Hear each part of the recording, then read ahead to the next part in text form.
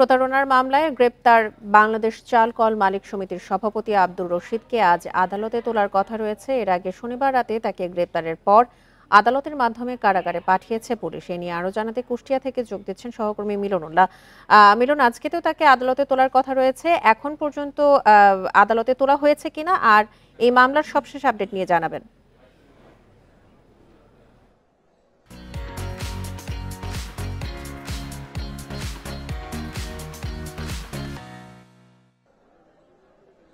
আসলে যেমনটি বলছিলেন, আব্দুর রশিদ যিনি রশিদ অ্যাগ্রো ফুডের মালিক এবং বাংলাদেশ চাল কল মিল মালিকের সমিতির যিনি সভাপতি, গতকাল সন্ধ্যার দিকে কিন্তু তাকে একটি মামলায় আদালতের দেওয়া আটকাদেশের যে কার্যক্রম তারই অংশ হিসাবে কিন্তু তাকে কুষ্টিয়া শহরের একটি বাড়ির সামনে থেকে তাকে গ্রেপ্তার করা হয়। তো এখন পর্যন্ত আসলে তাকে গ্রেপ্তারের পরপর রাতেই কিন্তু তাকে আদালতের মাধ্যম দিয়ে আদালতে উপস্থিত করা হয়, কিন্তু অনেক রাত হওয়ার কারণে কিন্তু তখন কোনো শুনানি হয়নি বা তার পক্ষ থেকে জামিন ধরা হলেও আদালত সেটিকে পরে শুনানির দিন ধার্য করা হবে এই মর্মে তাকে কিন্তু কারাগারে প্রেরণ করা হয়।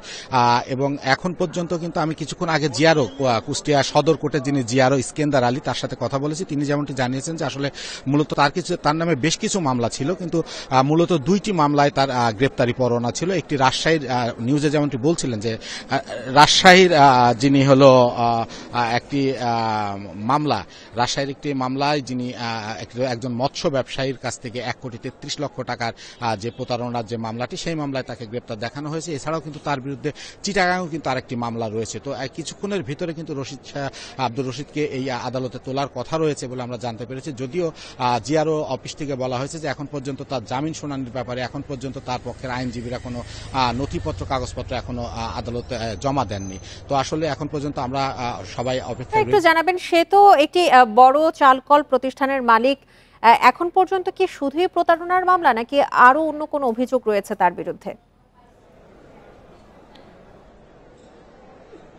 না, আসলে এখন পর্যন্ত শুধুই প্রতারণা মামলায় তাকে গ্রেপ্তার দেখানো হয়েছে এবং সেই মামলাতে কিন্তু তাকে আদালতে হাজির করা হবে। এছাড়াও কিন্তু আমরা থানা সূত্রে জানতে পেরেছি যে তার বিরুদ্ধে কিন্তু রেন খেলাপেরও কিছু মামলা আছে, যেগুলোতে কিন্তু সে জামিনে আছেন, যার কারণে কিন্তু সেই সব মামলার এই ক্ষেত্রে কোনো প্রভাব পড়ছে না। এখানে কিন্তু শুধুমাত্র যে রাজশাহীর যে মৎস্য ব্যবসায়ী যিনি তার নিজস্ব অ্যাকাউন্ট থেকে যে টাকাটা দিয়েছিলেন এবং সেই যে মামলা, সেই মামলায় কিন্তু তাকে গ্রেপ্তার দেখিয়ে এই জেল হাজতে প্রেরণ করা হয়েছে। কুষ্টিয়া থেকে জানাচ্ছিলেন আমাদের সহকর্মী মিলনুল্লাহ।